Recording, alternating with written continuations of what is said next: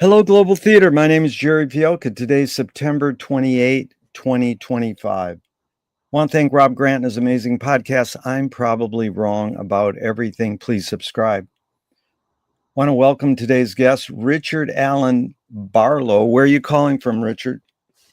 I'm calling from Dundee in Scotland. How cool is that? The first question is, what is the best thing for a human being? Wow, what a question. It's a great one to start. I suppose the best thing for human beings is having a life free of fear, pain, suffering, but also a life that allows you to spend lots of time with your friends and family, one where you're not totally a slave to capitalism, and one where you have some sort of creative outlet. If you have those things, I feel like, yeah, those are pretty good. Really resonate with all three. Thank you. What's your favorite form of information? How it comes into you? I suppose, I try not to spend too much time online. I was on Twitter, but I've left that now. I'm on what's it called, Blue Sky, but I don't really use that much. So when I'm not reading books, certain websites I use for news, The Guardian, I guess. I listen to some podcasts, but yeah, I suppose news websites and books would be the main ways that I get information. Did you become a reader, one, because your parents told you to, two, they did it as an example, or three, on your own? I would say more three. I mean, in the house I grew up in, I remember there was a bookcase and it had a lot of kind of historical romance books and then books about the mafia, this kind of thing. And my parents did read, but I don't think they read the kind of stuff that I read. So, and actually, I didn't even really start reading properly until I was about second year of university. I just sort of fell into studying literature. And even the first year of studying literature at university, there was nothing I found that interesting. And it wasn't until I became an exchange student in Trieste and I discovered Joyce I really started reading properly. Wow, we're going to get into that very soon, but thanks. Why do you think humans collect or gather information? Wow, that's an amazing question. Honestly, I've never given it any thought, but I guess there's at some point in our evolution, it became necessary to gather information to keep us safe. It helps to know if there are threats around, and then perhaps developed into wanting to understand the world a little bit more. And we realized that it became beneficial. Perhaps it made our lives easier, or longer, or safer. That would be my guess off the top of my head. Yeah, and I really appreciate that, because I'm after your hunch, your guess, your intuition. And some of these questions, if you go, I don't know, I can't answer that, that's okay too. But that's funny, because most people say survival and understanding. But the follow-up is even sort of more evident, but it isn't. And I continue to ask it, is this need or want to collect or gather information more innate or more invented? Wow. It's probably a bit of both. I mean, I think there is something innate. We do need to gather information. It probably is linked to survival, but at some point it becomes pleasurable as well, I think. And I mean, for me, I don't really need to gather information, but I enjoy it. I get pleasure from understanding things. And I think that can kind of be trained as well. And I think, in my case anyway, that as I got older, I started to derive pleasure from maybe not understanding things, but attempting to understand things. Attempting, yeah, because 90% of people answer it, oh, it's innate. And it's almost like 98% say innate. And I'm like, you should just drop that question, because everybody's saying the same answer. But I like when you say both, because some of these early questions are, is it more this or more that? And of course it's both, and it depends on the context. But if you want to veer one way or another, that's fine. You know, it's really back to that word understanding. Do thoughts create emotions?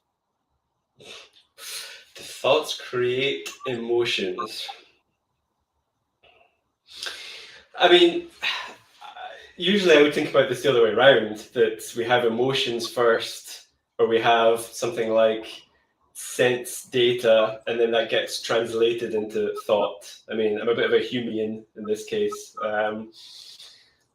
But I suppose it could work the other way around, that having certain thoughts, especially if you're recycling them a lot, can lead to certain types of emotions, sometimes negative ones, I would say. Fill in the blank, Richard. I don't know what I think until I. I don't know what I think until I spend a long time considering the different options. Yeah. And even This then, I might not come to a conclusion. right. But it's funny because a great Wakian in Dublin told me, I don't know what I think until I rant about it for 30 minutes. There's but something to be said for that as well. but what you're saying is that the time investment. So McLuhan Yes. said, I don't know what I think until I say it. Joan Didion says, I don't know what I think until I write it. So Mm, the time factor is amazing. And can humans think without language? that's quite a question. I mean, it depends what you mean by think, and I would just broaden that question out maybe to consider the animal world as a whole. And we tend to not think of animals as having a language, but that doesn't mean that they can't think. So I suppose it depends what you mean by thought, and I suppose we must have had thought before the development of language. Yeah, well, that there's two things there.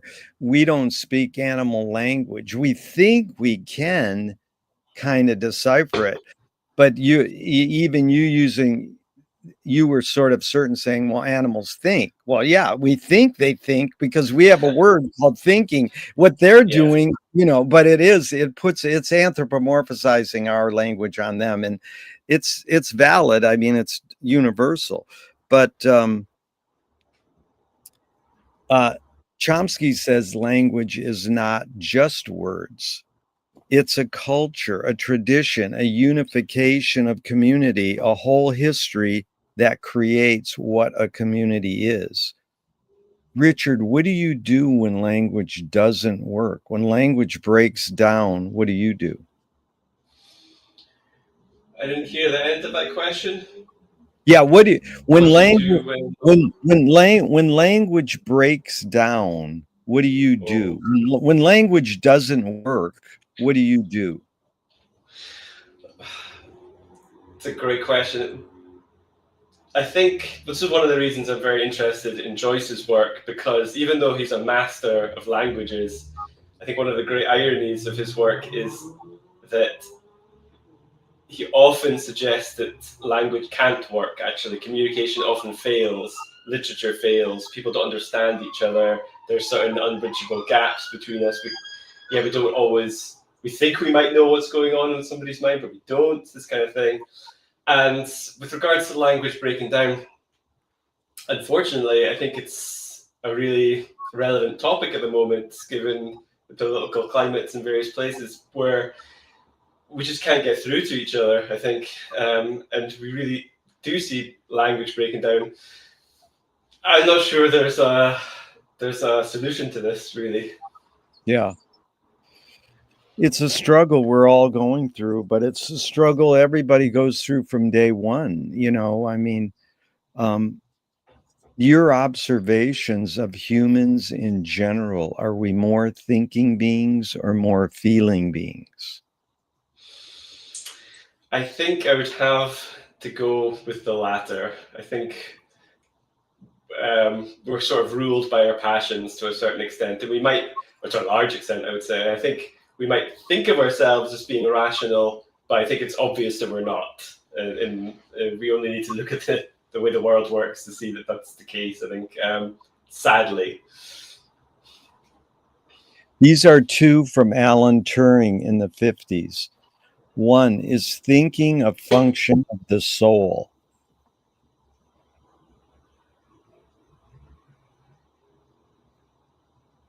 Sorry, what were the questions there? The question from Alan Turing is thinking a function of the soul? Well, that depends if you think there is such a thing as a soul. And I'm not sure there is, to be Yeah. honest. I don't think there's anything that survives us after death. I think when we say the word soul, it's just a vague term to cover certain processes that are going on within us. So that would be my response to that. What was it? What was the phrase he said again? Sorry. His question was, is thinking a function of the soul? A function of the soul. No, I would say it's not. Yeah. The second Turing question is, can machines think? No, I don't think so. And this is what irritates me so much about so-called artificial intelligence. Apart from the ethical questions, the environmental problems associated with it, what AI is supposedly doing is not thinking. I'm not sure it ever will be, and it's not intelligence, as far as I understand the term. Yeah. Do you more pursue happiness or more pursue meaning?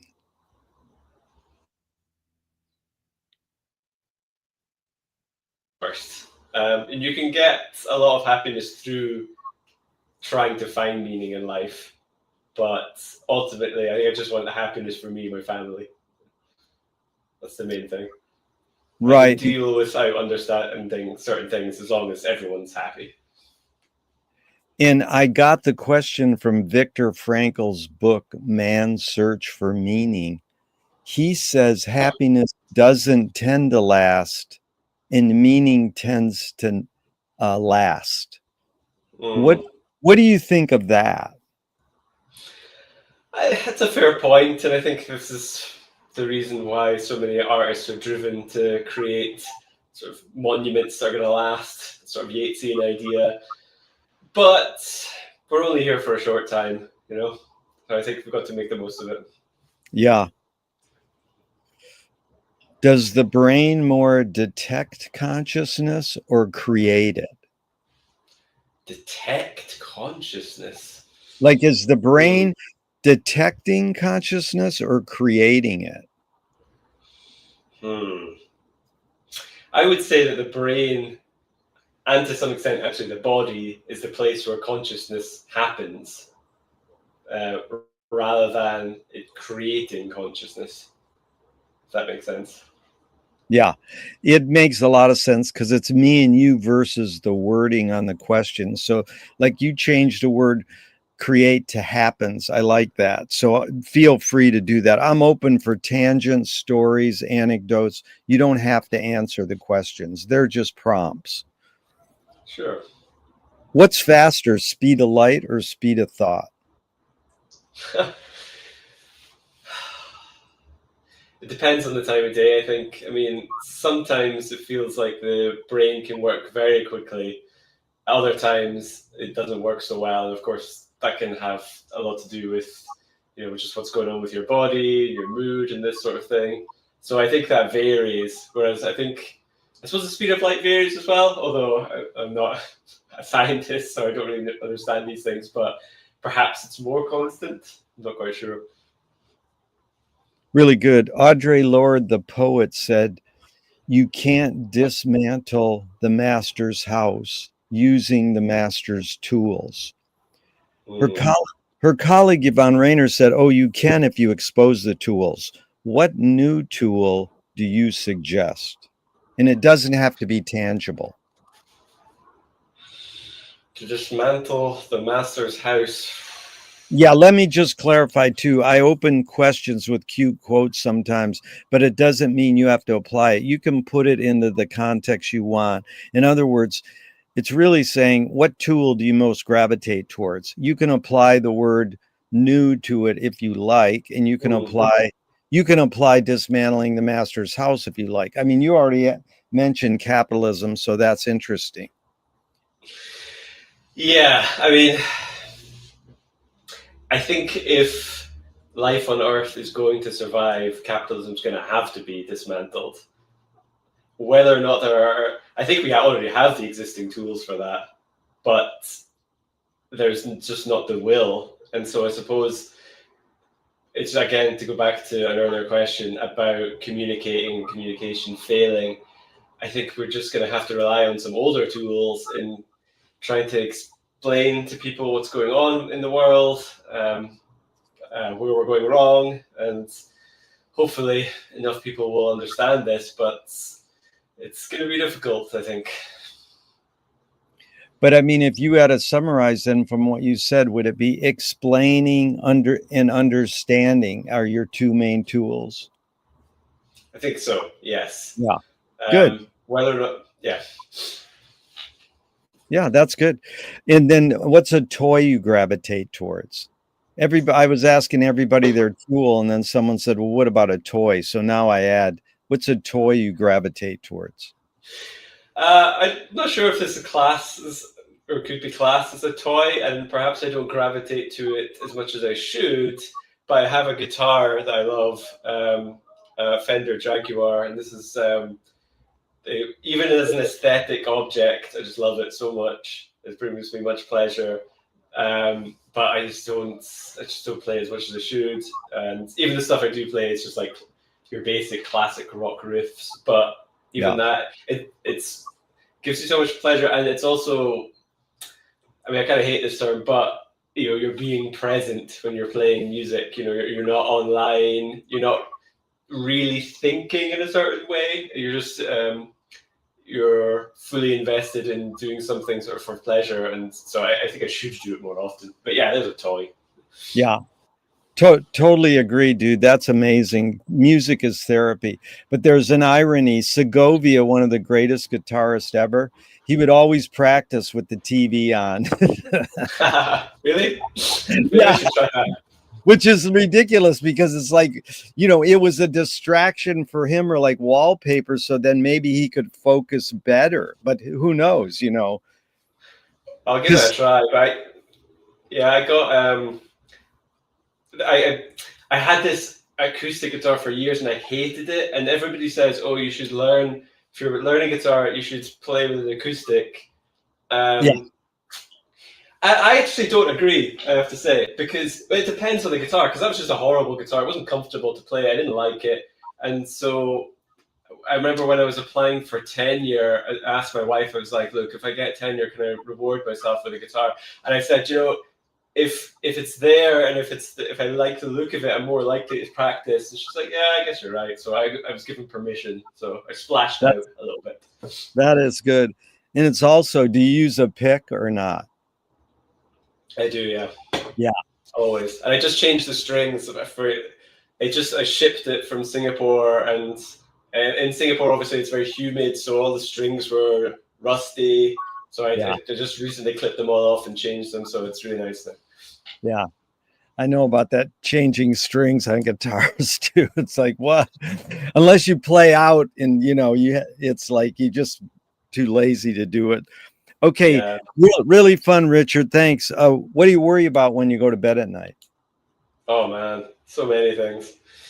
Actually, I had a bit of a health scare recently this year, and I think since then I worry less than I used to, actually. But it's the usual stuff. I mean, I worry about my children and their futures, and if my wife's doing okay, this sort of stuff. And then I worry about, I don't know, as Dylan would say, the political world, this kind of thing. But I do think actually that there's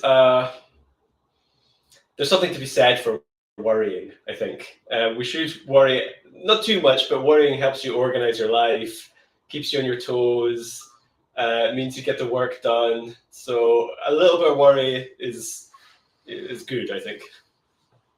So agree, because there's a fine line between worry and concern. If you call it Mm. worry, people go, "Oh, that's not good." And if you call it concern, "Oh, that's good." And it's like, well, who determines what's different, you know? Yeah, interesting. Actually, maybe that's a better way of looking at things. I have my set of concerns, um, rather than calling them worries, which is very Yeah. negative. So McLuhan learned from Ezra Pound, the poet, that artists are the antenna of the race. They're Mm. broadcasting and detecting the hidden psychic effects of our inventions so we might learn how to cope with what we don't like about our inventions. So I asked you the question Marshall probed his whole career. Why do we ignore the hidden psychic effects of our inventions, even though the artists are broadcasting them to us? Great point. Great question. Why do we ignore it? Often, I suppose, because it can be too unsettling to deal with. But I think this is one of the big innovations of modernism, and why I find modernism so interesting. That why that's the period I generally work on, is because it purposefully tries to, I suppose, unsettle people and to talk about the world in ways that might be unpleasant. Joyce is another example, of course, the nicely polished looking glass idea, and getting away from the idea that art is there as a kind of leisure pursuit or to make life easier. Um, but I mean, if you look at modernism, it's highly influential, but how many people read it? You know, compared to, say, for example, the great novelists of the 19th century, I would say probably less people do, which is a pity. But yeah, it might just be because life is hard and people might want poetry to be a kind of escape from life rather than something that reveals life to them. Yeah. Do artists have moral obligation? Mm. Wow, that's a huge question. I mean, I think everybody has moral obligations. I mean, whether you're an artist or not, we should all try to be good people.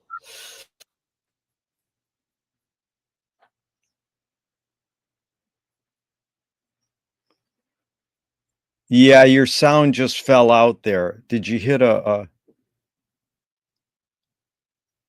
maybe you hit a mute button or oh, can you hear me?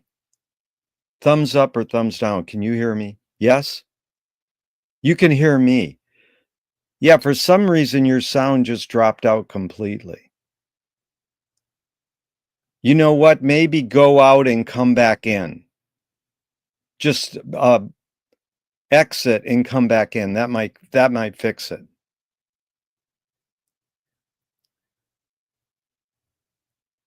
Okay, Richard Allen Barlow is a professor, and we're going to start talking about James Joyce soon.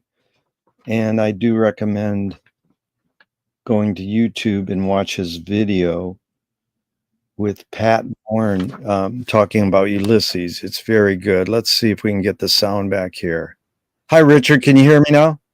Yeah, can you hear me? Good. Okay, I love it when you can just boot out and fix the problem by rebooting. Okay, so yeah, artists. Everybody has moral obligation. Well, that's funny, Rich, because that's what everybody says. You know, I mean, not everybody, but pretty much they go, well, everybody has moral obligation.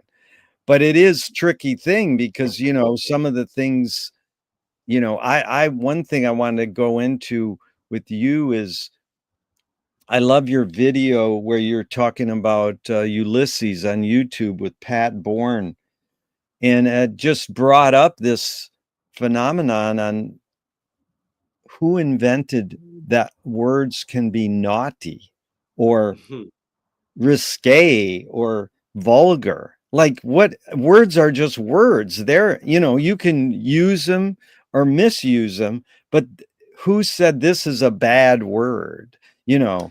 So that's sort of like does an artist have an obligation? Like Joyce doesn't say so many bad words, or I hate even saying that, but he insinuates them, especially in the wake.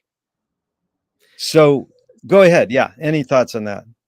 Yeah, I was just going to say that I think everybody has moral obligations, but that doesn't necessarily mean that artists need to adhere to the morality of their particular era, or Yeah. to even sort of to laws regarding things like obscenity or whatever. Obviously, Joyce didn't, and it caused him lots of problems. I think there's a lot of insinuation in Finnegan's Wake, and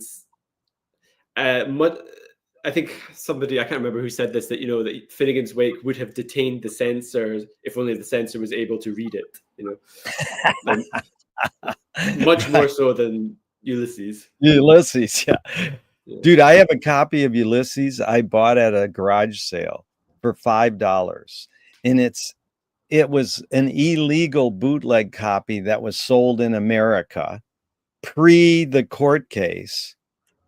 And it has penis enlargement ads in the back of the book. So it was being sold as porno Yeah, literature. And it that's was smart.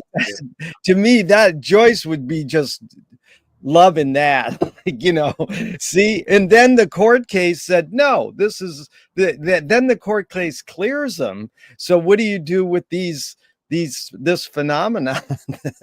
Yeah, it's crazy. And actually, it's funny that because Ulysses was being serialized up to a certain point, not all of it, because it was finding its way into like the US market and then encountering difficulties to do with censorship, Joyce is then able to respond to that in Ulysses in almost like real time, as they would say these days. So there's a lot in Ulysses about censorship and Yeah. his response to that, or even groups that were not exactly into censorship, but were maybe had a kind of a certain censorious attitude towards the body or sex or things like this. So theosophy, for example. So the way that he kind of parodies that fits into a larger attempt in his work to kind of attack forces he regards as being like trying to control the body, try to control the mind, which ultimately is impossible and always drives these things underground anyway. So yeah, there's a lot in Joyce that's kind of like anti-censorship, I would say. Oh yeah. And anti-violence. We're going to get into Joyce more, a few more of these background. Are you more afraid of new ideas or more afraid of old ideas? Oh, I mean, the thing that immediately springs to mind there is that the most terrifying new ideas at the moment are actually old ideas, like the sort of recurrence of like fascism in Europe and in the US is, well, okay, it maybe never took off in the US before, but still a lot of these right-wing ideas that I suppose in Europe we felt that we had gotten over. Now they're all coming back, and they're presented as though there are new solutions, but they're not, and they're not even solutions, of course. So that's a little bit, or very unsettling, I would say. Yeah, well, don't worry. We had fascism from day one in America. We just come in, take these people's land, and then say, here, we'll give you a little plot of your own land, kill them, demonize them in movies. It's like, oh my God. For sure. I know. And that's why I actually did find kind of the rise of Trump and everything, or the reactions to that kind of surprising, that, oh, it's, it's not going to happen here, whatever, Yeah. America's not really like that. It's like, well, maybe in some ways it is, but It's not something to laugh at either. Sorry for laughing. no, I know. Can you conjure up your earliest memory ever or one of them? Wow. I've often thought actually that for some reason I don't have many memories of my childhood, and I actually don't. My memory is really weird. I feel like I can remember lots of things from books, lots of lines and stuff. And if I'm ever writing, I can always remember, oh, does this author said this, or this critic said that, and I can go and find it. But then if you asked me what I was doing last week, I would like struggle. Yeah. But with regards to childhood memories, I have a few. I remember, I don't know how old I was, but maybe about 5 or 6, and it was snowing on my birthday. which in March in Scotland is pretty rare. So I remember feeling like this was really, really exciting. And then I remember certain football tournaments. That's basically it from like the first 10 years of my life. That's really all I remember. What's the date in March you're born? March the 5th. 5th, yeah. I'm March 15th, Ides of March. So is memory more a curse or more a blessing? I guess it depends on what kind of life you've had. But for me, I find it a total blessing. It's funny that I love taking pictures and like especially my family holidays, that sort of thing. And I'm always looking through them. But my wife is totally the opposite. She's like, nah, just live in the moment. And I never like to look back. Okay. But for me, I love like reminiscing. I try not to get too sentimental or nostalgic, but I'm lucky that I've had these great experiences in my life. It's like a lot of bad ones as well, but I try to focus on the good ones. Really beautiful, Richard. Thank you. Tell me someone within your immediate family who had an impact on you, and what was the impact? Oh wow. I guess I would say my wife, just because it's hard to say, but just because she's kind of an inspiration to me. I think that when I met her, I was really kind of like drifting, didn't have much purpose in life. I didn't really know what I was going to do. And I was kind of a misery guts as well. Like, I don't know if that's comes from like my background or whatever, and then I remember meeting her and she was so like optimistic and like fun, and she was getting stuff done. And I really admired that. And I was like, well, maybe I could try and get some stuff done as well, instead of just being negative about everything. Really good. How is she Scottish too? No, she's Irish. She's from Limerick, and she's a Irish. translator. She works in the Irish language. Yeah. In the same question, outside your immediate family, someone who had an impact on you, and what was that impact? Outside of my immediate family, so many people. But I suppose if I think just about my career, yeah, like when I had 1 year when I was in university in the town I'm from, and I quickly realized that was a big mistake. And not that it's not a good university, but I should have left my hometown as soon as I could. And I thought, oh, what am I doing here? So I remember one day seeing a poster for an exchange program. You could go to Europe, you could go to, I think, which is Germany, France, or Italy. And I'd been to France and Germany, so I'd never been to Italy. I thought, oh, okay, I'll go to Italy.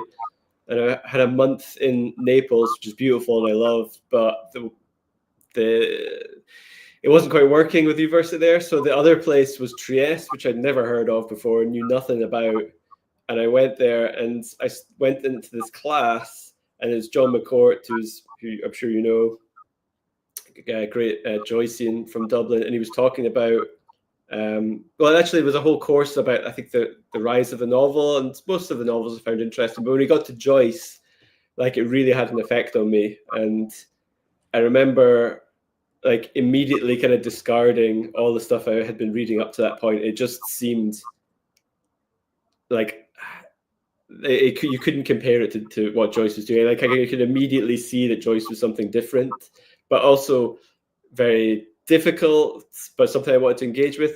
And yeah, I think in terms of, so because that led to me having an interest in Joyce, and then doing a PhD and having a career, and ultimately being able to have a family and this sort of thing, I feel like that was a big turning point in my life. So shout out to John McCourt. Really good. And again, we'll get into Joyce really soon, but I appreciate all these backgrounds. Did your parents raise you a particular religion? No. Like, Scotland now is a fairly secular place. Most or many churches are empty or have been converted into things like pubs or casinos. So religion doesn't really have a big role in people's lives, I would say, or for most people. And no, so my school wasn't very religious. We went to church twice a year, I think, maybe Easter and Christmas, and there was never any religious talk in my house. So, do you pray? No. If God exists, what would you like God to say to you after you die? What would I like him to say to me? I mean, I'd probably like him to answer certain questions. Like what one question? Why do you allow so much suffering to happen in the world? Yes. I mean, it's a classic one. Well, it's funny because your first question, your first answer was, free of suffering. And Mm, studying Joyce, Bob Dylan, artists, all these people, Buddha, they all go, no, suffering is the essential part of life. I goes, why? Who said that? Like who made that the rule that you have to suffer? So I mean, again, it's just like dirty words, suffering. The other one is when people say, oh, they're insane, or mental health. Who invented mental health? Like, back way back then, they were the shaman of the community. And then mm. somewhere along the line, they go, no, they're not. They're nuts, So it's just an interesting thing how we invent. Did we invent the word suffering? And did humans always suffer? I mean, I'm not asking that. I'm just sort of thinking out loud, but um, it's a great question to ask. Do evil people exist, or does evil use people as a vehicle? Wow. I mean, many philosophers with way greater minds than mine have tackled this idea. I know Nietzsche talks about it, for example, and he says, there's no such thing as evil. I think he says, I could be wrong there. I guess it's just, I suppose evil is like a convenient way for us to understand and categorize certain behaviors which Yeah, do happen, and it's something that almost can help us cope with things. That, when something absolutely appalling, dreadful happens, well, it's evil, and then we can sort of forget about it. It's like, well, that's convenient, but it doesn't really help us understand certain things. yeah, I Yeah, so I feel like it's a sort of a vague term. It's sort of convenient. Um, or does it use us? I mean, that sort of suggests that there's some sort of force out there in the world, yeah, which I'm not sure there is. yeah. Really good. It's actually what you just answered was the answer to my question before that, to myself. We just invented all these words to help us cope conveniently. Oh, Yeah. that's suffering, that's pain, that blah blah blah. So that was good. But how do you advise someone to deal with an enemy? Say one of your children come home and they say, I'm being bullied. Then I'll set it up. A few uh, thinkers, Alan Watts says, if you acknowledge your enemy, you empower them. Coppola stole from the mob and the samurai, keep your friends close and your enemies closer. Hmm. JFK said, forgive your enemy, but don't forget their name. And Fellini says, I need an enemy. So it's a lot of thoughts. Basic question is, how do you advise someone to deal with an enemy? But first, how would you respond to Alan Watts? If you acknowledge your enemy, you empower them. To some extent, I think that's right, but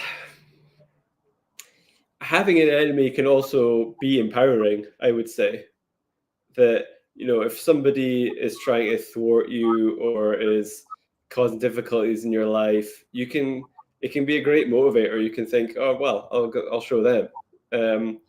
But with bullies, yeah, you just have to stand up to them.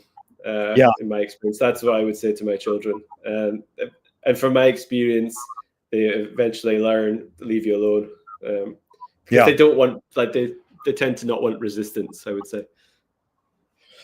And Nassim Taleb said games were created to give non-heroes the illusion of winning. In real life, we don't know who wins or loses, but we can tell who a hero is. Gregory Bateson says when the criminal gets caught, does he go, whoa, my criminal skills weren't up to snuff? Or does he go, I did something morally and socially wrong? So again, it's a lot of prompts, but the basic question is, does punishment work? Hmm. In some cases, I think it does. Well, maybe not punishment. No, rehabilitation can work, is what I wanted to say. Yes. I mean, it definitely can, for sure. And then I don't know if it's the state's role to punish people as such. I suppose wherever possible, people should be helped. But again, it's that kind of convenient thing that people, it gives a sense of closure and satisfaction for victims or other people to feel like this person has been punished. That's somebody said the punishment works for the punisher. Well, You know, yes. that's sort of what you insinuated there. Yeah. But if someone's doing something really bad, you can't leave them on the street to continue to kill people. That's the hard thing, you know. But yeah, I love immediately saying rehabilitation. That's good. Yeah, I mean, obviously we have to. Certain people can't be allowed out in the street. That's for sure. For for people's safety, maybe even for their own safety. But yeah, I think we should try to help people as much as possible.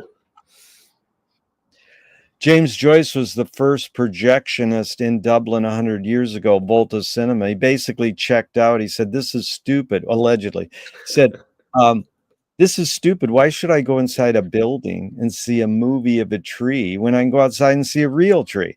Years later, Faulkner said, "Sometimes the best fiction is more true than journalism." Why do we have to recreate things in order to get them? Why do we have to go to a theatrical play of people acting out life? Why don't we just live life? That's a good point, and we should, I think. But yeah, it's interesting about the cinema.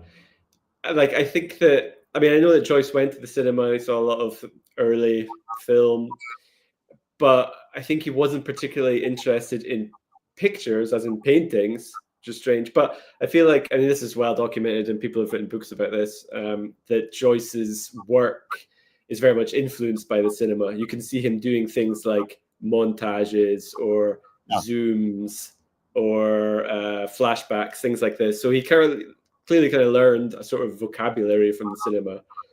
I mean, Joyce would often say, "Oh yeah, I'm not interested in this. I'm not influenced by Freud." When, like, obviously he was, So you have to, I think, take a lot of what he was saying with a pinch of salt.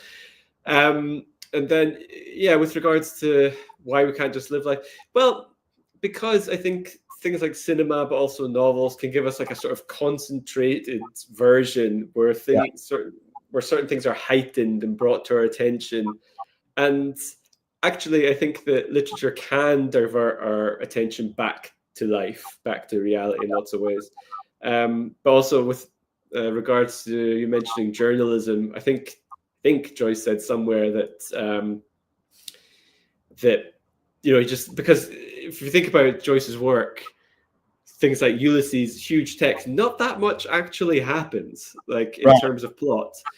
And I think Joyce said somewhere that stories are for journalists, like that's somehow like beneath him or whatever.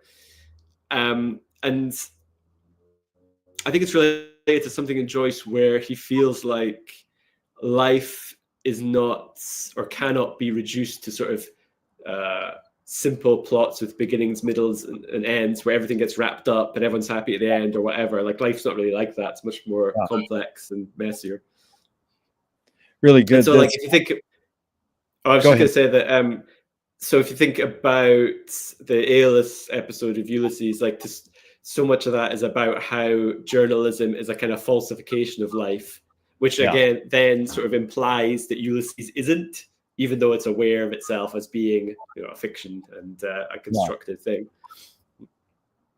It's really good because if you can source that, sometimes stories are for journalists from Joyce. Like, if you figure out where you got that, send me the link, because that is, I'll try and find it.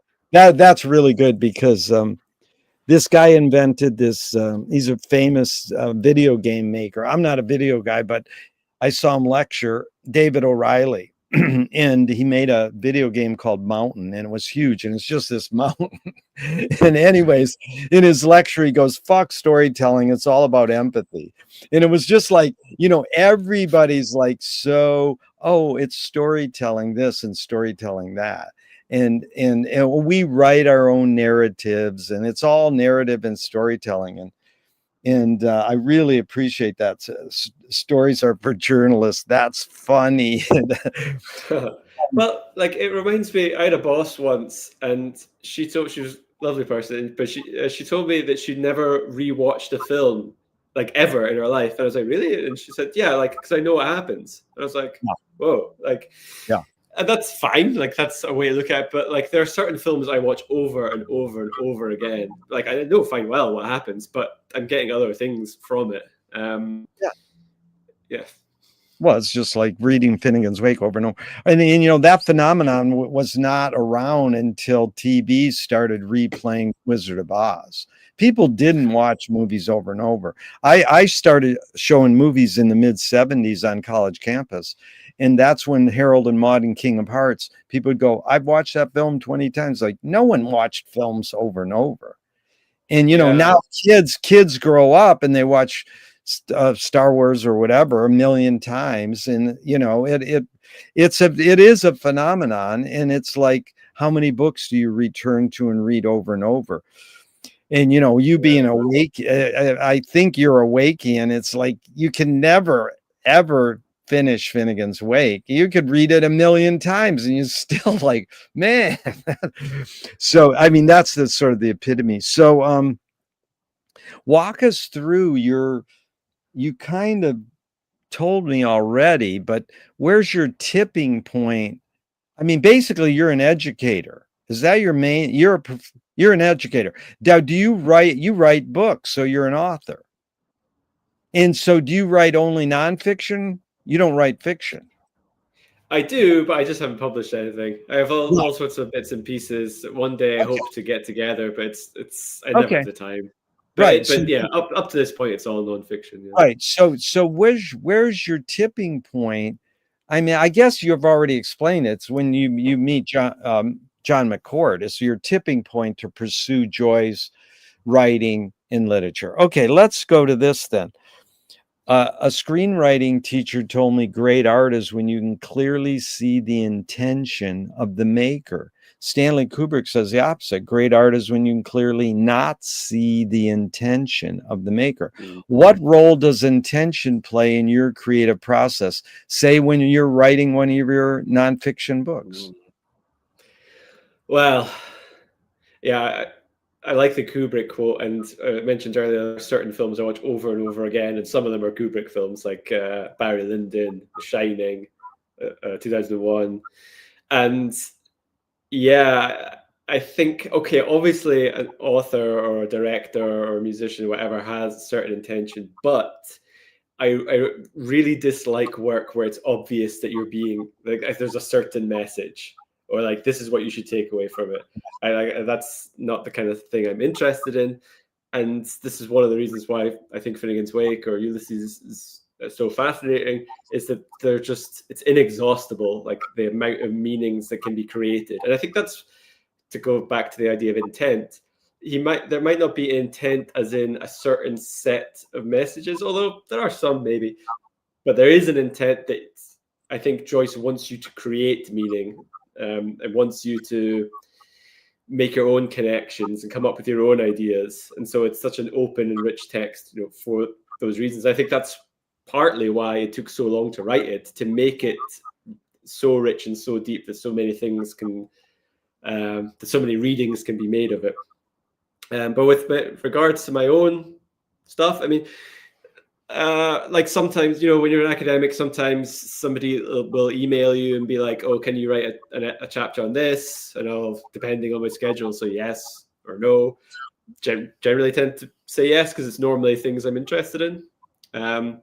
But then if I'm left to my own devices and I'm writing my own stuff, it's usually because I feel like either there's something that hasn't been explored properly, or that certain things were wrong, that there's kind of misunderstandings, or it's just that I like kind of want to explore certain things I don't understand. And I think we mentioned this, or we talked about this earlier, but like I'm not the first person to say this, but like if you really want to understand something, like writing about it or teaching it is a great way. Like you're forced to really engage with it. Yeah, That's and I what have I yeah. certain axes to grind, obviously, as well. Yeah. And that's what you brought up just before that is like Joyce was doing what Edgar Allan Poe did, who spawned the symbolists, who had a huge influence on Joyce, is the user is the co-creator. Yeah. And McLuhan updated the medium as a massage, medium as a message, to the user is the content. And it's this word now that's hip, regenerative art. It's like it's just yeah. So, but Duchamp said there's no art without an audience. How much are you thinking of your reader when you're writing your book?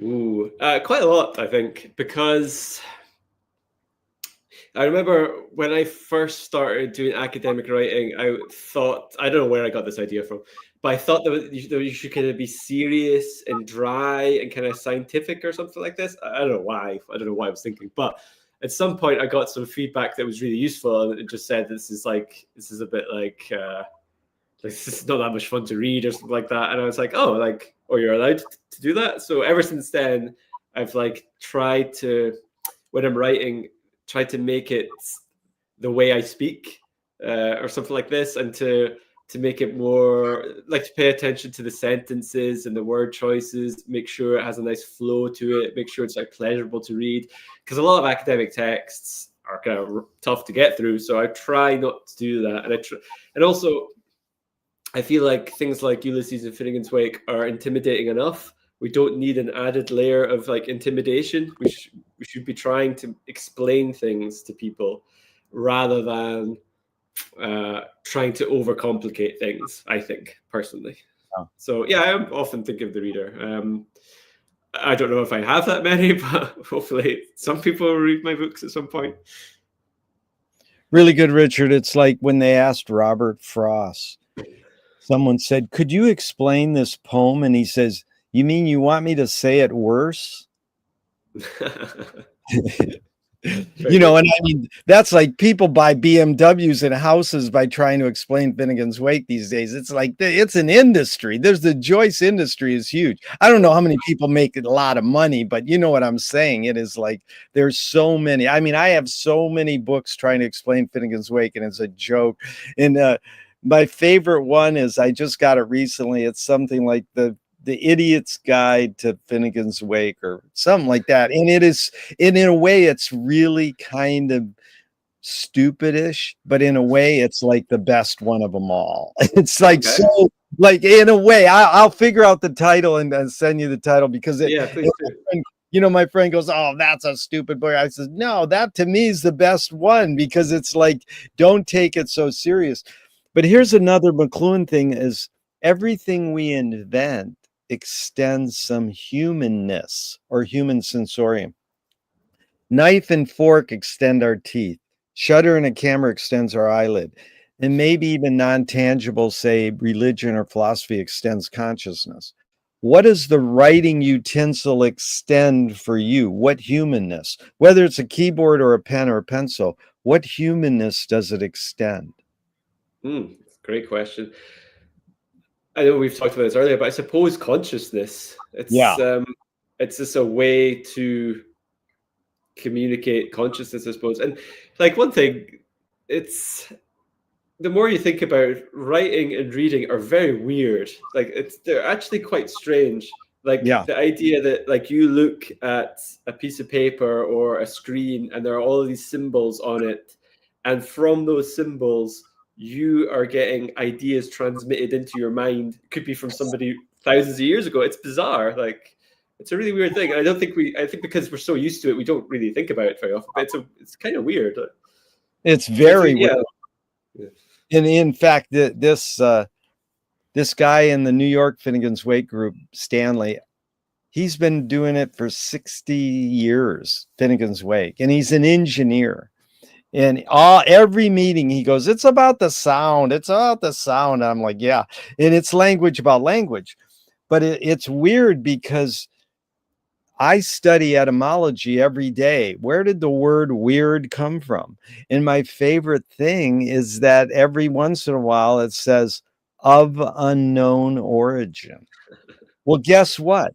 Every word is of unknown origin. It's just somebody made up this story, again, back to story, that, oh, that word came from this, well, yeah, that's made up.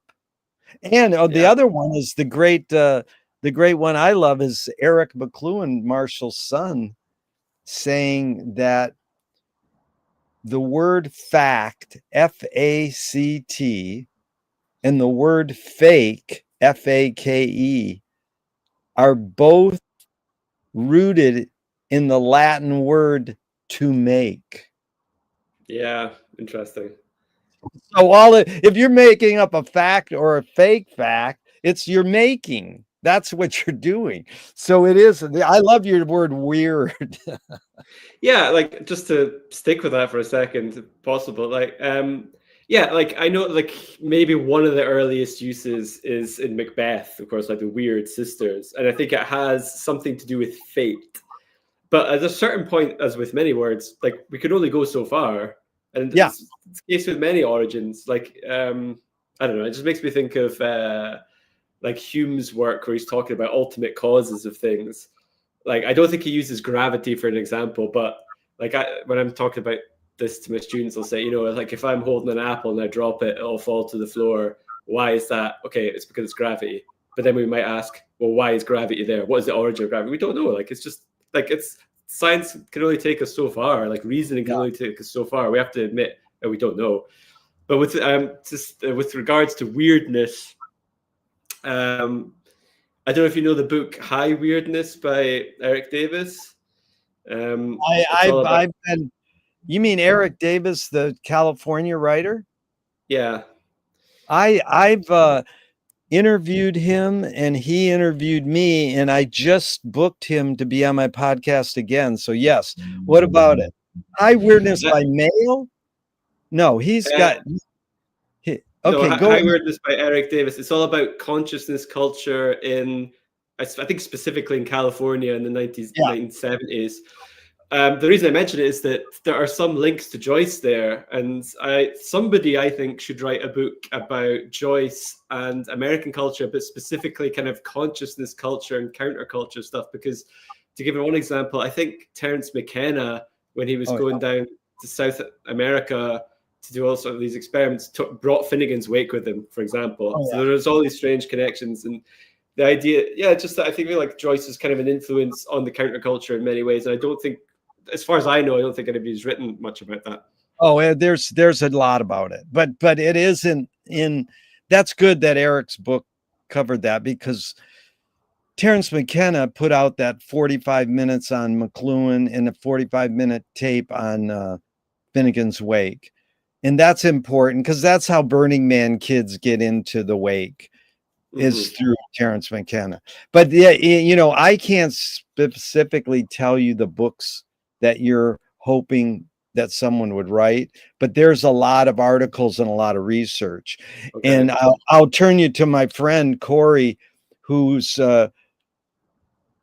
Stanford thesis is on LSD, MK Ultra, and Finnegan's Wake. Oh, yeah, amazing. Oh, That's like yeah, I mean that he knows that entirely, and it's because okay. No, yeah, I'd love to. if you read my blurb when I lectured on Joyce and at Litquake in San Francisco, I cover a lot of that too. But it is an astounding. I mean, the other one is Peter Quadrino's great article called Pantheon of Okay. all, Tim Leary, a lot of these alternative culture, counterculture people were into the Wake, Yeah. Yeah.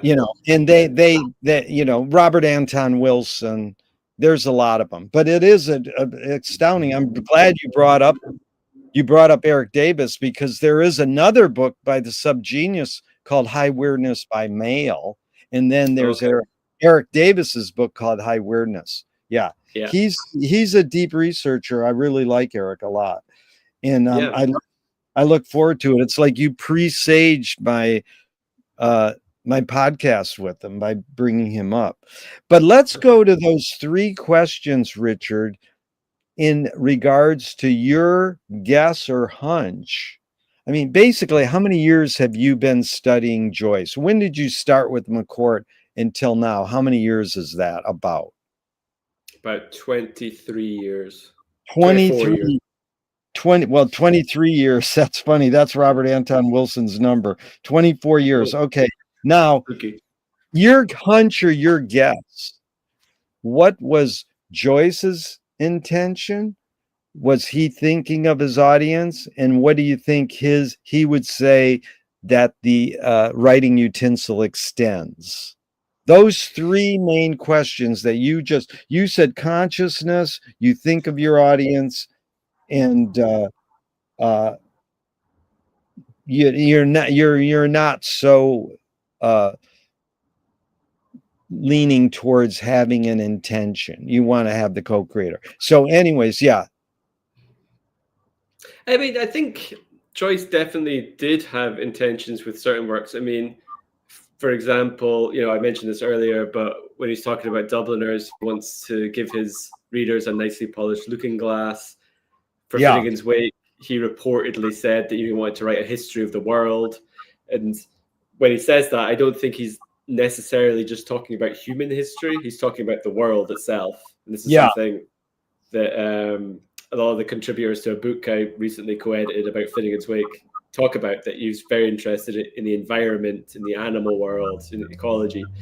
So he does, I mean, he has lots of different intentions. I mean, I think he wants, he talks about wanting to write a chapter in the moral history of his country. To some extent, he's a revivalist. That's a complicated issue, but even though he's very different from Yeats in many ways, he is trying to create a new culture for Ireland.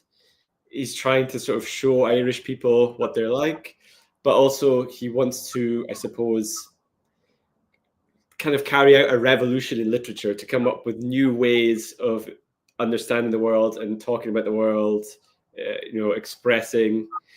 And he does that, of course. It gets more and more revolutionary as his career goes on. So I think there are certain intentions, but that doesn't mean that there are certain ways he wants you to interpret his text. And I think he purposefully leaves a lot of ambiguity, a lot of gaps, a lot of humans within his text, that I think, and of course there are a million ways to read Joyce, but I think one of the key themes in his work is doubt, incertitude, which is ironic because he's such a learned person, of course, but a lot of his work is about mystery, about how mysterious life is. We don't know what's going on a lot of the time. And if you look at that's right from the beginning of his career, if you look at certain short stories in Dubliners, there's just a lot of question marks are left. Like in the first story, The Sisters, we don't really know what's going on with the priest.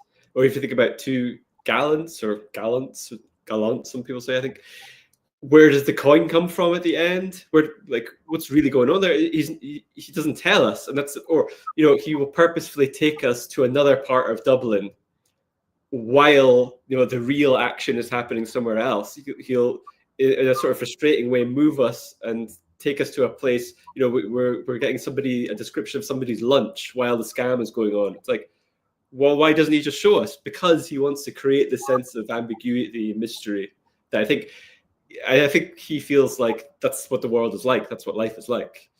So, yeah, I think he does have lots of intentions, but at the same time, he is not a propagandist. He's not someone who's trying to shove a certain ideology down your throat. I think he's very kind of anti-ideology in some ways. He wants to create this experience where his readers are sort of co-creators, I would say. Yeah.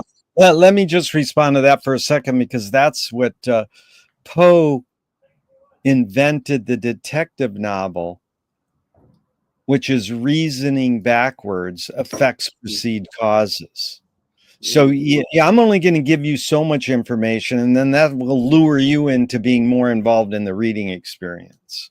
Yes. And Yeah. that's I think Joyce's direct, because that's what when McLuhan finally said, he said, in order to understand me, which is really hard to understand McLuhan as hard as Joyce, he said you have to know all of Joyce and all of the symbolist. And that's like Mallarmé said, don't paint the painting, paint the effect you want the painting to have on you. Mm. And that's effects precede causes. Go ahead. Yeah. Yeah, I was just going to say a couple of things that just you mentioned detective stories, and the Eumaeus episode of Ulysses is kind of like a detective story. I think Tim Conley's written about this. That it's full of like these shady characters, these things that look like clues, like tattoos and things like this.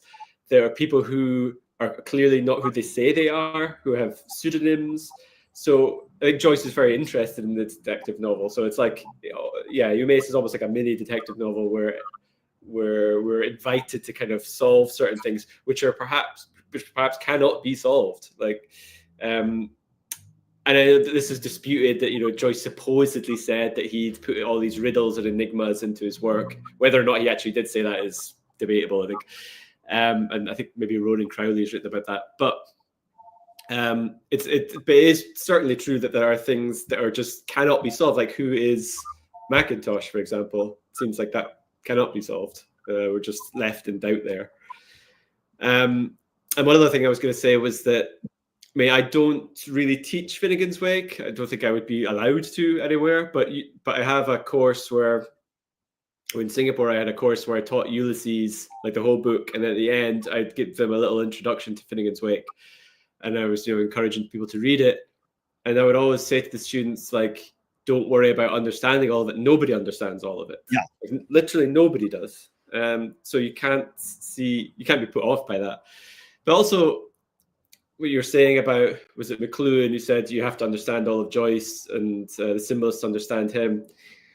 I remember feeling like that with Joyce. Like, when I started reading Joyce, I knew basically nothing about Irish literature, very little about Irish history, and or like Homer or Dante or anything like this.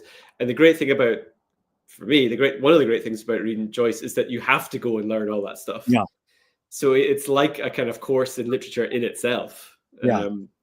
So it can be a kind of gateway to all these other, not just literature, but like religion, philosophy, history, all sorts of fields. Yeah, it's really, really covered a lot there, Richard, because you don't have to. You can read The Wake as the only book you ever read in your life, and still, like T.S. Eliot said, poetry can communicate before it's understood. But once you get hooked on The Wake, then all of a sudden you're learning Dante, Vico, everybody, and you're not realizing it unless these big hotshot guys like you mentioned Tim Conley. Yeah. Yeah, he said, because I had him on my podcast with Sam Sloat and Finn Fordham. Like, it's amazing. I mean, these are like the best. But you said he wrote that. What chapter of Ulysses was like the detective novel? I missed that. Eumaeus. Eumaeus. Okay, and so I think that's it. If you want the essay, it's within Catherine Flynn's centenary Ulysses text, which Cambridge University Press put out in 2022. Yeah. Who I also interviewed, Catherine Flynn, really good. But when you say you teach in Singapore, do you move there and teach live or online? Okay, so I was there with my family for 12 years. Oh my God, 12 years there. Yes. Wow. Yeah, a long time. And when I took that job, it was not long after I finished my PhD. I thought, yeah, it'll be a couple of years, we'll be back in Scotland or Ireland or something. And then, yeah, it turned out to be 12 years, and 2 of our children were born over there. So, yeah. But now you've moved back to Scotland and you teach in Singapore online? No, at the moment, what is my role? I'm an associate lecturer at the University of St Andrews just now. In Scotland? In Scotland, yes. I see. And you teach literature or Joyce specifically? So I teach one semester on Scottish literature and then another semester a course called Celtic Modernisms, which involves Joyce and Yeats, Flann O'Brien. And then I also do some bits of postgraduate teaching, which involves Joyce as well. So yeah, last semester I didn't teach any Joyce, but this semester I get to teach loads of Joyce. So I'm very happy. Right. And Richard, I'd love to do a part 2. We got about 20 more minutes, but because I really want to get into the Wake much deeper with you. It's really been fun because you really talk in practical terms and not just highbrow academic. You sort of waver between the two, which that's what I like the best.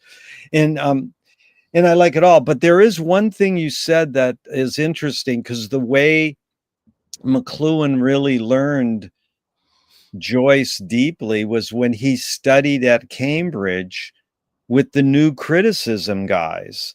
And they're basically saying the artist is the last person you want to listen to talk about their art. So when you said, well, you listed like you inventoried what Joyce's quote kind of noted intentions were.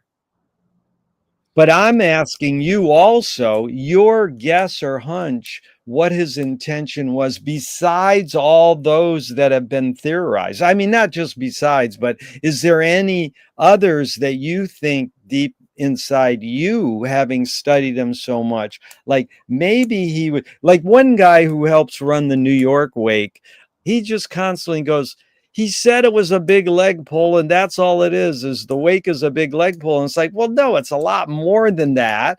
But it's like anything that Joyce said is back to that word.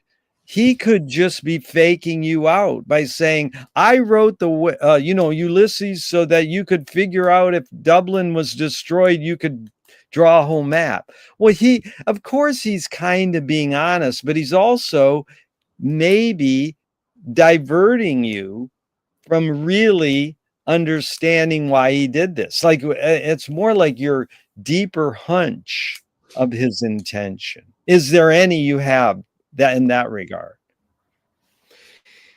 His whole work, or specifically Finnegan's Oh, Wake? yeah, and you could take it in any context you want. I think that phrase about a leg pull, I think that was Oliver St. John Gogarty who was writing about, he was reviewing Finnegan's Wake. I think he said it's something like the greatest leg pull in literature since Macpherson's Ossian, which is interesting to me because one of the things I work on is Irish and Scottish literature connections between the two. And what my PhD was about was trying to argue that, well, if we need to understand Irish history in order to understand Joyce, then we also have to think about the links between Ireland and Scotland, because it's a huge part of Irish history. To some extent, Irish people kind of invented Scotland, and then later on, there's a big wave of Scottish migration into Ireland in the early modern period. So all these important links, they have similar Celtic heritage, Celtic languages, this sort of thing. So I was very interested in that. And Macpherson was the person who started the whole idea of Celticism. This idea that the Celtic nations, as Joyce calls them in one of his lectures from Trieste, is sort of diametrically opposed to the Anglo-Saxon world, i.e. England / like the British Empire, this sort of thing. So just to go back to your question about why he's doing all this, one of the reasons I gave in my first book, and I sort of carried on suggesting this, is that he's really interested in the sort of in creating a text which is against the British Empire and against English culture. And so one of the things, like in one of his, I think, I'm trying to remember what this is in, I think it's Ireland, Island of Saints and Sages, Irlanda, Isola de Sante di Savi, where he says that he doesn't see the point in fulminating against the Catholic Church when the Anglo-Saxon when Anglo-Saxon civilization is still sort of oppressing Ireland and this sort of thing. And it's no use decrying Anglo-Saxon or denouncing Anglo-Saxon civilization, even if it is an almost entirely materialist civilization. So this interests me because we tend to think of Joyce as being someone who's not into essentialism. It's very progressive, which I think is true. But he does have this idea, I think, that the British Empire is this materialist force, and that Ireland stands for the opposite of that, which is something like idealism. And that's why he's interested in philosophers like Hume and Berkeley. So, I mean, this is not, I'm not suggesting this is the major reason for why Finnegan's Wake is into consciousness and obscurity or whatever, but I think it's one of the reasons. Yeah. And I think Joyce was very interested in that. Besides that, it's just Joyce is just one of these people who has, to use a phrase of his, like a creative fury. Like he just has to do this stuff. You know, even though his life was not easy and he made his life more difficult in many ways. You know, he wasn't good with money. He was drinking a lot of the time. He had all sorts of health problems, his family problems, but all through that, all the time, basically, with maybe some exceptions, he's basically writing pretty much the whole time, you know? Yeah. So he has this compulsion to do it, but he has he's somebody who sort of feels betrayed. He feels like he wants to sort of take his revenge against certain people. I think he wants to take his revenge against certain political forces, but he also wants to show people what life is really like. And just to, he wants to carry out a revolution in literature, as I said earlier. But just to go back to the earlier phrase, it is also kind of a leg pull in the sense, not in the sense that it's not serious or that he's trying to kind of prank you or something like this, but in the sense that he wants to entertain you. Like he does want you to have fun. And this is a great thing about Joyce, I think, that for all his learning, the difficulty of his texts, they're enjoyable. Like, I think especially as the work goes on. I mean, Dubliners is a fairly bleak. Portrait is very funny if you look at it in a certain way. But Ulysses and Finnegan's Wake, I think, are like consistently very humorous. And I mean, of course, I'm not the first person to say this, but yeah, he does want you to enjoy things. I mean, he might test your patience and things like Oxen of the Sun or whatever, but in general, he does want to provide sort of pleasurable experience for his readers, I think. Really well put. Richard, you're really smart. I love you. You're a wordsmith and a language crafter, really supreme, because what you remind me of is the line from The Wake, where the hand of man never set foot. That sounds like a great line that Saturday Night Live would, you know, some great comedian would write in you know, present day. I mean, this is funny stuff, and it's like funeral fun for all. The word fun, it's about fun. But I love that you said all these things. What this term creative fury, you're saying Joyce used those two words or someone described them as that? So that is in an essay called The Centenary of Charles Dickens. It's like he's using it when he's talking about Dickens, who he sort of rates in that essay, but also criticizes. It's a really fascinating essay. So I'm pretty sure he uses it when referring to basically the amount of output that Dickens was able to. He's using creative fury on Dickens, and you're flipping it back and saying that's what Joyce. Yeah, exactly. Yeah, that's really good. And so you covered that the intention was Joyce thinking of his audience. Did you already cover that? What do you think? I mean, there are how much? Oh no, I know what I actually want to tell you one other thing that you really evoked. I've gone to these Joyce conferences with, you know, John Bishop booked me once at Extreme Joyce. And, you know, I've talked to a lot of these highbrow Joycean scholars, especially Wakeans. And I don't know where I got this, but I think it's funny. Joyce got good reviews on Ulysses, so he said, I'll show you. So he sat on the toilet for 17 years and farted out Finnegan's Wake.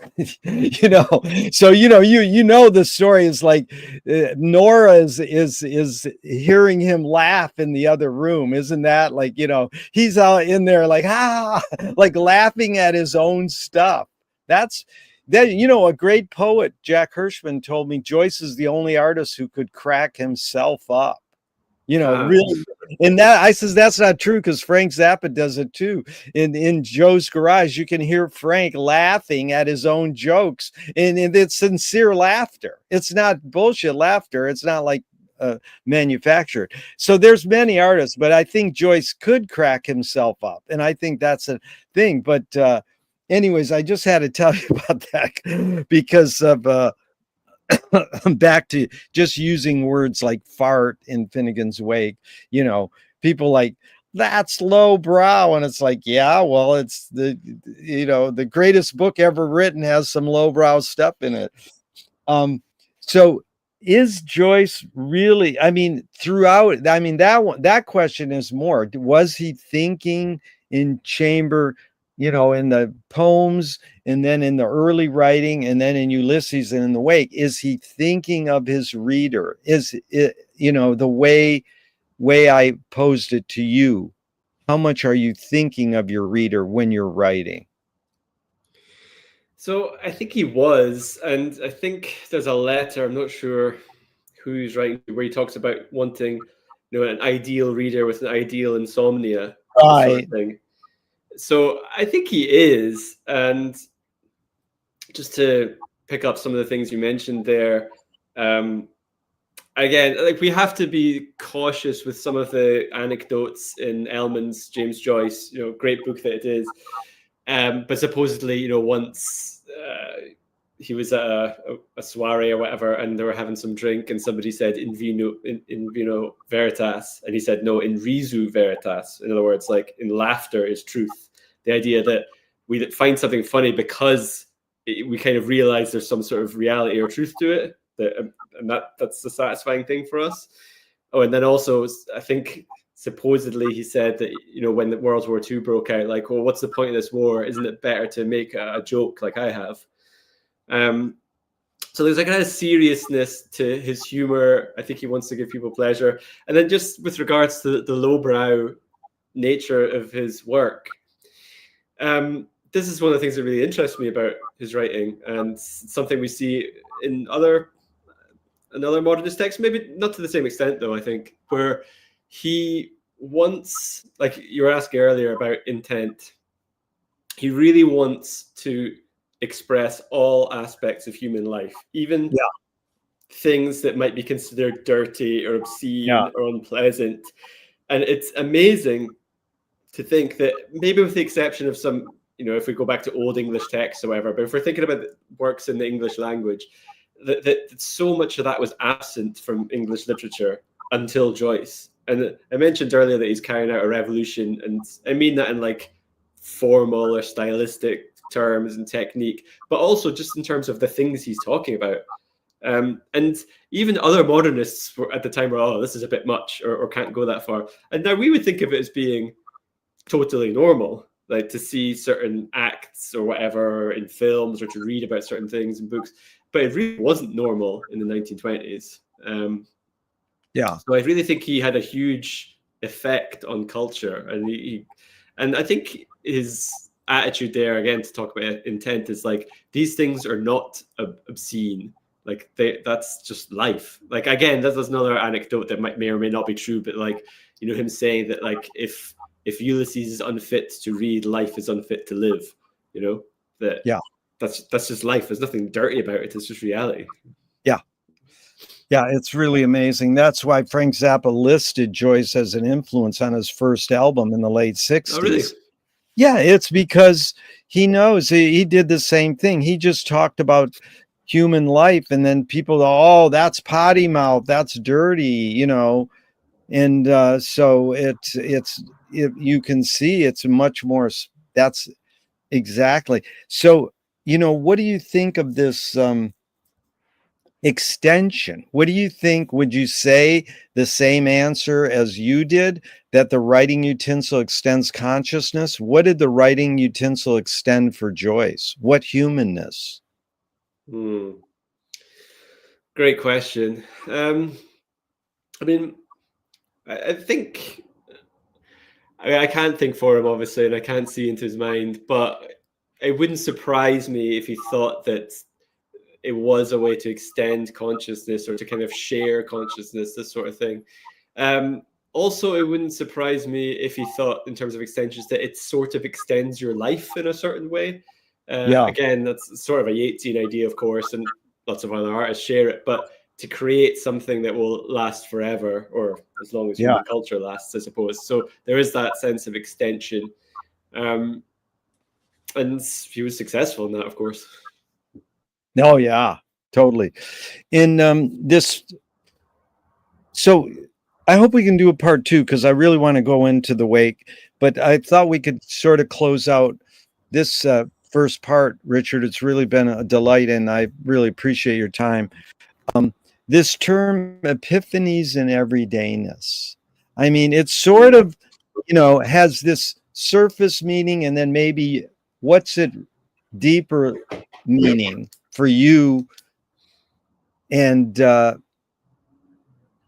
you've covered it in a lot of ways, but just those specific 3 words, epiphanies and everydayness, because you talk about, this is just aspects of human life. Yeah, well, that's evident, but any ideas on that, those 3 words, epiphanies and everydayness? Because I mean, that indeed was that articulated as one of his intentions? Kind of, but I think that with regards to epiphanies, that became a kind of stock way to understand, especially Dubliners, but kind of the other work as well, that he was interested in these kind of moments of clarity. But the problem with that is that it's not clear often in Dubliners if characters have really experienced this, or it could be that they nearly experience some revelation and don't, and that's kind of frustrating. Or it could be that the readers have some sort of experience of epiphany. And it's really interesting, of course, that Joyce is, again, like, I'm not the first person to say this, but like, he kind of abandons Catholicism, and yet he doesn't. He's still using these terms which are from the Catholic faith, but like altering them in certain ways, which is very interesting. With regards to the everyday, this kind of goes back to what I was saying earlier about stories can be left to journalists. That of course, this has been said before by many writers, but like, the everyday is extraordinary in Joyce. His work doesn't have to be about world leaders or great battles or sort of climactic moments. Like, what he's interested in is all of life, and life can be like mundane.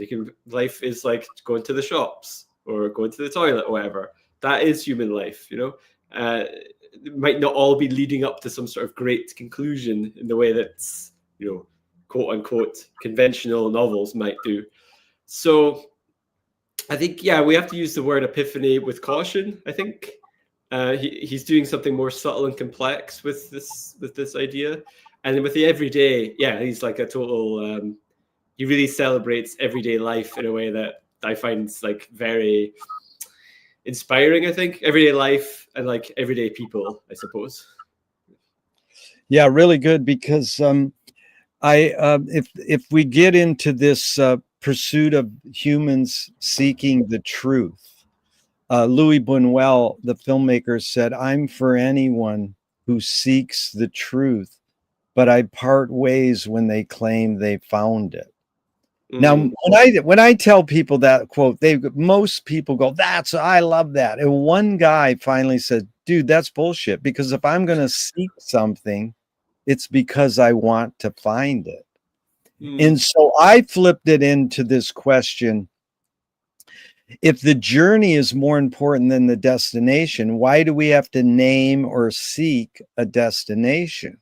which sort of reeks of Joyce, because he's like, I'm going to make you read a book for 600 pages and it ain't going to say it's not about anything. It's language about language, but he's not going to tell you that. He's going to sort of make you think, oh, it's about a man and his wife and his two sons and the daughter and the blah, blah, blah. And, it appears, that's why all these Joycean, the wake groups exist. 50 wake groups exist across the world because they're all trying to discuss the content. And I always go, I learned from my teacher, there is no content in Finnegan's Wake. And they hate me saying that because they're like, there's content, look, blah, blah, blah. So I always say to people, and you could just riff on this for a second if you want. I say to people, they go, well, you have to have a focus in order to have a journey. You have to have a destination in order to have a journey. And I'm like, no, you don't. Psychogeography, the flaneurs, Joyce and Duchamp and Picasso and Hemingway are all in France drinking coffee at a coffee house, just chilling out. They're not doing anything. And I say it's like Joyce saying epiphanies and everydayness. I'm just going to sit here and chill out and I'll have an epiphany. Maybe I'll have an epiphany. Maybe I won't. So you're nodding your head. Yes. Is the flaneur kind of what Joyce is or not? Great question. A couple of things spring to mind. First of all, that there are some aspects of Joyce's work that are about kind of failed quests, failed journeys. So, for example, Araby, it's a kind of like Grail lore type journey, which ends in kind of bitterness and failure. But with regards to journeys, I mean, it makes me think I don't know if it was maybe Marilyn French, I'm not sure who talks about this, where, as a reader, we are on a journey through the text, and we, like Odysseus, have to cope with all these obstacles and difficulties, and we're the ones who have to be like tenacious and just keep going. And then it also makes me think of, just to go back to sort of the everyday life idea, that one of the things that makes Bloom a hero, a flawed one, obviously, and to some extent a kind of anti-hero, is that he's just able to get through the day. Like, he has all sorts of inconveniences, insults, his wife cheating on him, all this kind of stuff, and he still endures. He's not particularly powerful, he's not famous, whatever, but he has this dignity because he's able to keep going, and I think that's a big theme in Ulysses and maybe Joyce's work as a whole. Like, just being able to get through a day is an achievement in itself. It's totally it. In fact, Zappa has a great line: "Don't stop and keep going." That's it. Like, just keep churning away. What you can do? Gotta keep on trucking. Yeah, keep on trucking. That's another one. Well, Richard, it's really been a delight. I thank you for all your enlightenment. I've learned a lot, and I hope we can do a part 2, maybe 3 or 4 or 5 months down the line, and really get deeper into the wake. Because I'm curious, do you attend any wake reading groups? I have in the past, and I ran one in Singapore for a while, but since I've come back to Scotland, no. Although there's one in Glasgow, I think, but at the moment, no. Yeah. And so I going to hit this end broadcast button now, and I hope this never ends and we can keep talking forever and ever. Thank you so much, Richard. No, thank you. It's been a pleasure. Thank you so much for the invitation. It's been great talking to you. All right. See ya. Thanks. Thank you.